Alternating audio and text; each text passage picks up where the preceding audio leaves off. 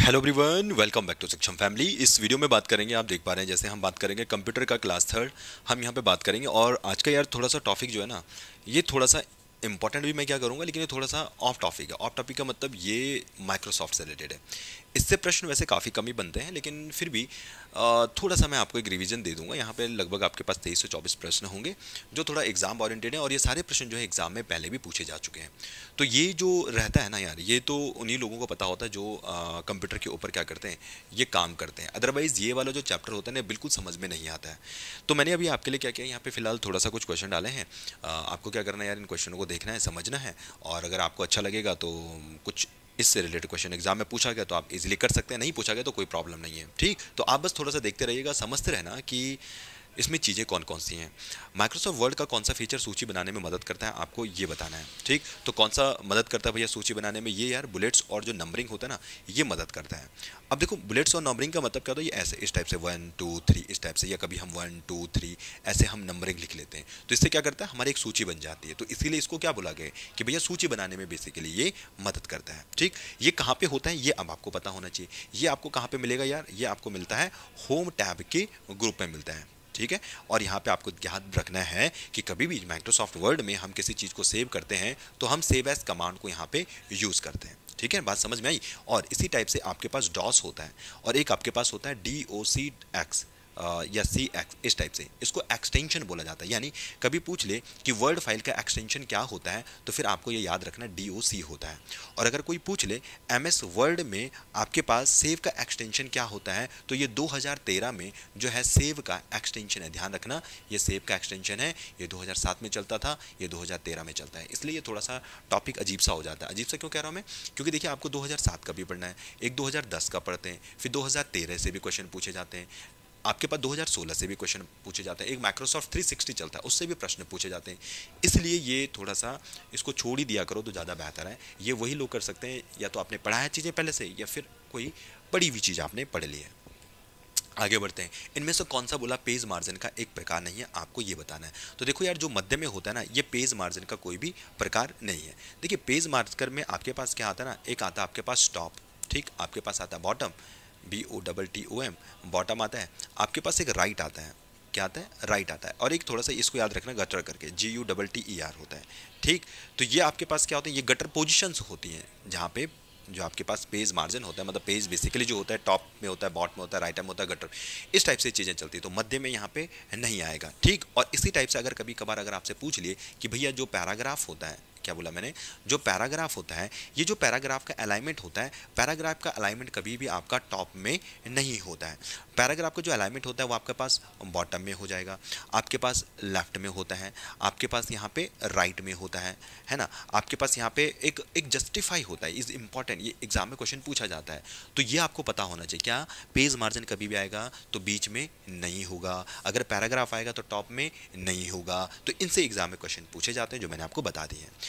निम्नलिखित में से कौन सा MS वर्ड सॉफ्टवेयर का सर्वोत्तम तरीके से वर्णन करता है, आपको ये बताना है। जो माइक्रोसॉफ्ट वर्ड है उसका सर्वोत्तम तरीके से वर्णन कौन करता है, तो भैया ये क्या है आपके पास, एक ये वर्ड प्रोसेसर है ना, ये बात तो सबको समझ में आई होगी।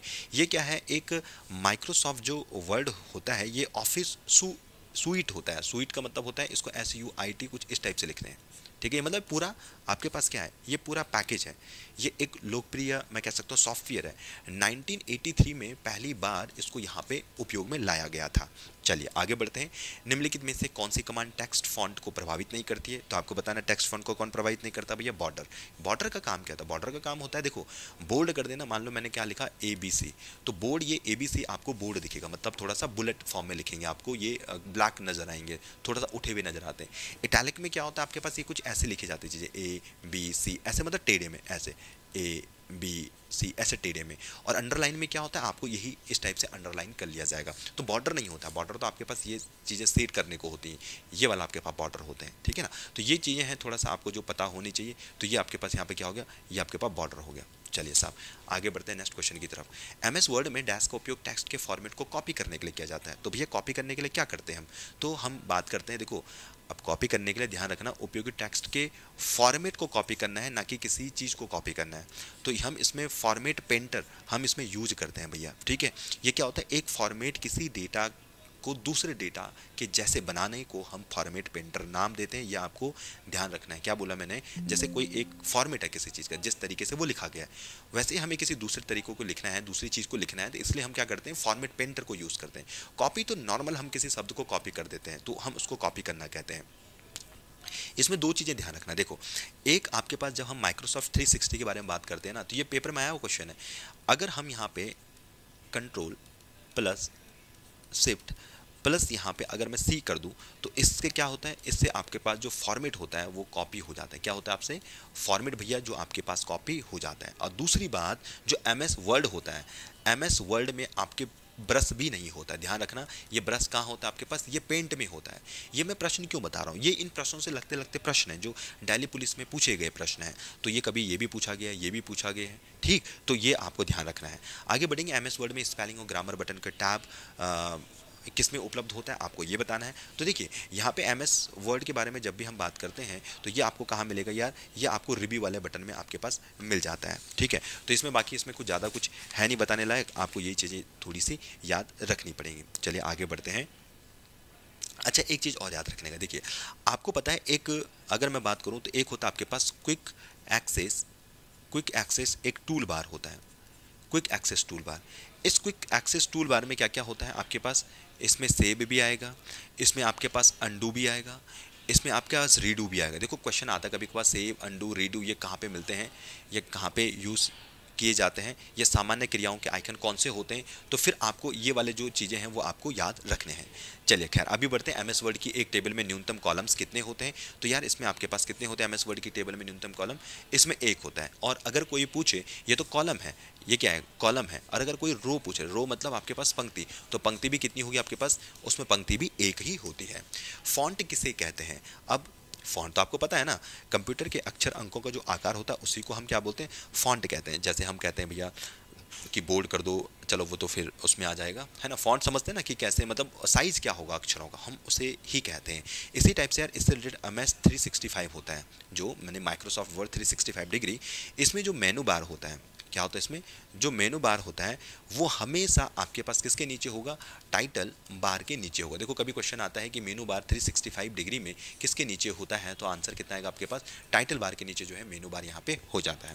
क्वेश्चन है, एमएस वर्ड 2007 में डॉक्यूमेंट डिफॉल्ट के रूप में किस में व्यू खुलता है? तो याद रखिएगा, ये यार आपके पास आता है प्रिंट लेआउट। तो ये क्या करेगा? प्रिंट लेआउट ये आपके पास जो है संपूर्ण पृष्ठ को दिखाने का काम करता है। क्या करेगा? ये संपूर्ण पृष्ठ को दिखाएगा। आप देख रहे हैं जैसे ये है ना, पूरा पृष्ठ दिख रहा है ना आपको, जैसे ही वैसे ये पूरा पृष्ठ दिखाएगा। और जो पूरा पृष्ठ होता है ना, उसका प्रिंट भी उसी का होता है, ठीक है। बात समझ में आ रही है? ये है इसका लेआउट का मतलब। चलिए आगे बढ़े।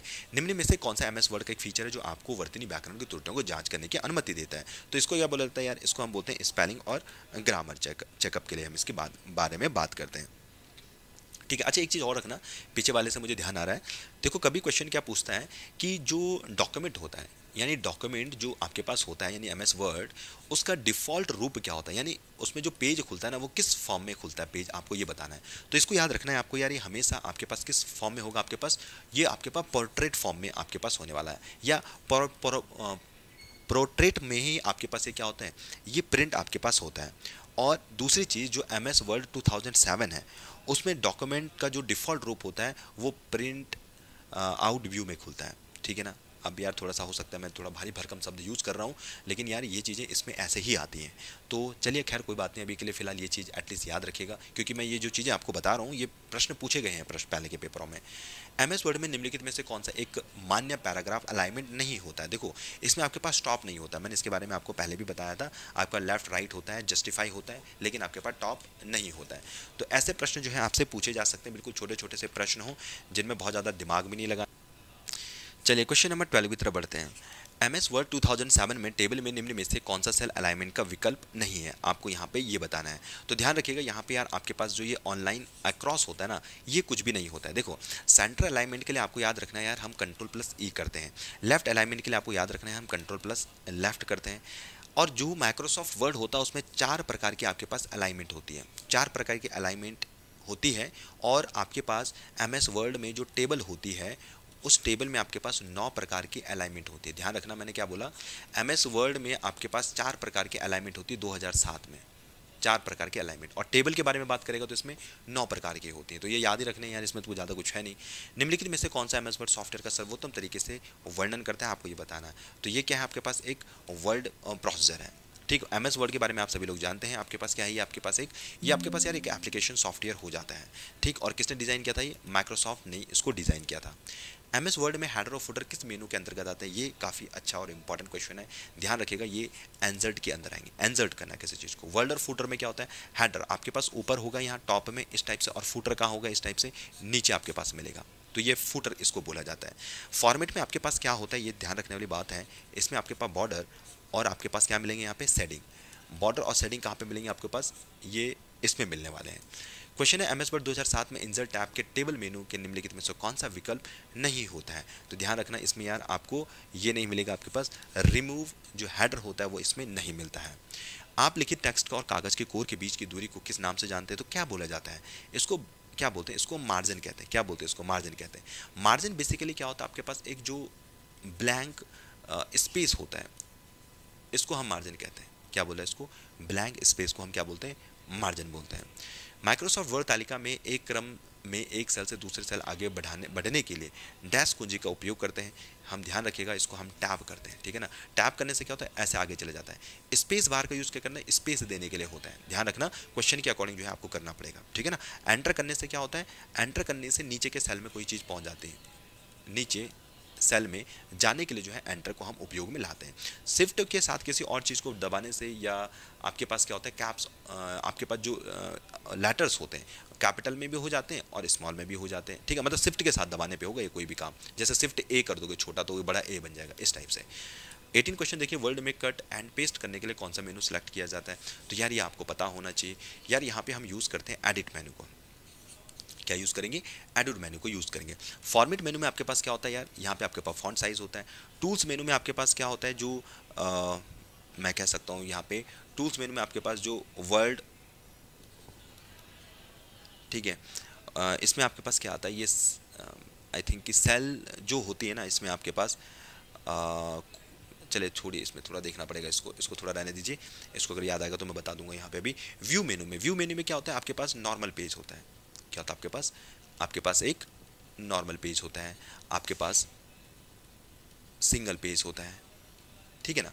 इसी टाइप से जो हम बात करते हैं यहाँ पे एडिट मेन्यू के बारे में, तो यहाँ पे आपके पास आता है अंडू, आपके पास आता है रीडू, आपके पास आता है यहाँ पे रिप्लेस, है ना। ये सारी चीज़ें जो है यहाँ पे होती हैं। अगर क्वेश्चन आ गया भैया रिप्लेस कहाँ पे होता है, या आपके पास यहाँ पे फाइंड भी होता है, तो तब जो है आप यहाँ पे याद रख सकते हैं। हाँ, टूल्स मेनू में याद रखना, यहाँ पे ग्रामर और कभी अगर आपके पास स्पेलिंग चेकअप करने के लिए आ गया तो हम यहाँ पे टूल्स मेनू को यहाँ पे यूज़ करते हैं। क्वेश्चन है, एमएस वर्ड 2016 में इंसर्ट फुटनोट विकल्प मेनू में प्रदर्शित होता है। अब देखिए, अब ये ऐसा नहीं आएगा, ये आपको जब तक काम नहीं करोगे ना, 2016 यूज़ ही नहीं किया होगा तो आप बता ही नहीं पाओगे, तो ये आपके रेफरेंस में होता है। तो अगर क्वेश्चन पेपर में आ गया तभी आप ऐसे क्वेश्चन कर सकते हो अगर आपने पहले पढ़ा, अदरवाइज नहीं हो सकता है। 20 देखिएगा, एमएस वर्ड दस्तावेज में चयनित टेक्स्ट ग्राफिक्स को कट करने के लिए हम किसको यूज़ करते हैं, तो ऑब्वियस सी बात है हम कंट्रोल एक्स को यूज़ करते हैं, ठीक है, ध्यान रखिएगा इसको। कंट्रोल वी किस चीज़ के लिए होता है यार, ये पेस्ट करने के लिए होता है। कंट्रोल एस किस चीज़ के लिए होता है, सेव करने के लिए होता है। और सी आपके पास कॉपी करने के काम आता है।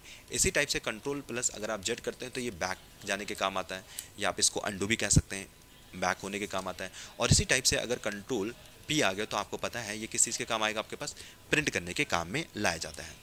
निम्नलिखित में से कौन से बोर्ड शॉर्टकट एमएस वर्ड में खुली एक फाइल को सेव करने के लिए कंट्रोल एस के ये आपके समान होता है। तो याद रखना यार, यहाँ पे पास क्या होता है, ये शिफ्ट प्लस F12 के यहाँ पे समान होता है। जो कंट्रोल F5 होता है ये रिलोड करने के लिए होता है। किस चीज़ के लिए, ये पेज को रिलोड करने के लिए होता है। फोर्सली अगर आपको पेज को रिलोड करना है तो कंट्रोल प्लस F5 को यूज़ करते हैं। अगर आपको स्लाइड को स्टार्ट करना है तो हम शिफ्ट F5 यूज़ करते हैं, स्टार्ट स्लाइड। और इसी टाइप से आपके पास कंट्रोल जो F12 है ये ओपन सेव डॉक्यूमेंट होता है, डॉक्यूमेंट। चलिए आगे बढ़ते हैं। एमएस वर्ड 2007 के बारे में बात हो रही है, इसमें बोर्ड शॉर्टकट का प्रयोग किया जाता है। ध्यान रखिएगा, यहाँ पे कंट्रोल के बारे में यहाँ पे बात होती है। और अगर अल्ट कंट्रोल के बारे में बात करते हैं तो ये ट्रांजिशन के लिए यूज़ किया जाता है। अब ट्रांजिशन पता है किसी को, शायद ना पता हो, लेकिन ध्यान रखिएगा ट्रांजिशन को ओपन करने के लिए हम इसका उपयोग करते हैं। चलिए आज का ये लास्ट प्रश्न रहेगा एमएस वर्ड में। ये आपके पास फंक्शन की से रिलेटेड संबंधित प्रश्न है। फंक्शन की आपके पास 12 होती हैं, याद रखिएगा। F7 का यहाँ पे यूज़ किया जाता है, किस लिए, आपके पास स्पेलिंग और ग्रामर को चेक करने के लिए। F2 का जो यूज किया जाता है वो यार आपके लिए रिनेम करने के लिए इसका यूज़ करते हैं। F9 का यूज किस लिए होता है, रेफ्रेश करने के लिए भी इसका यूज़ किया जाता है, नो डाउट। एक आपके पास F5 होता है, F5 का यूज़ भी रेफ्रेश करने के लिए होता है, लेकिन जो ये रेफ्रेश करता है ये डॉक्यूमेंट को रेफ्रेश करने के काम आता है। किसको, ये डॉक्यूमेंट को रेफ्रेश करने का काम आता है माइक्रोसॉफ्ट में। और साथ ही साथ में यहाँ पे याद रखना है आपको कि यार ये चलिए खैर इसमें और भी चीज़ें यहाँ पे होती हैं, वैसे थोड़ा सा मैं इसको मिस कर रहा हूँ, बट आप F1 के बारे में याद रखिएगा। जो F1 होता है ये आपके पास हेल्प स्क्रीन को दिखाएगा। किसको दिखाएगा, ये हेल्प स्क्रीन को दिखाएगा। F2 के बारे में हम बात कर चुके हैं, रिनेम के काम आता है। F11 को आप याद रख सकते हैं, ये आपके पास enters and exit full screen, ठीक। और इसी टाइप से आपको याद रखना है F12 के बारे में, ये यूज़ होता है आपके पास सेव एज डायलॉग। और एक याद रखिएगा जो थोड़ा सा बन सकता है कि कभी भी अगर हम Alt प्लस F4 यूज़ करते हैं तो आपके पास जो विंडो होती है वो आपके पास क्लोज हो जाती है। इसीलिए अक्सर एग्जाम में क्या पूछता है, जो मेन होता है F7 F2 पूछा जाता है, F7 अक्सर रेफरेंस के लिए पूछा जाता है, और याद रखिएगा F12 save as a dialogue के लिए पूछा जाता है। तो उम्मीद करता हूँ आपके यार इन 23-24 क्वेश्चनों से एटलीस्ट माइक्रोसॉफ्ट से रिलेटेड कुछ क्वेश्चंस आपको समझ में आए होंगे। तो आज के इस वीडियो में इतना ही, बाकी मिलते हैं हम एक नेक्स्ट वीडियो के साथ।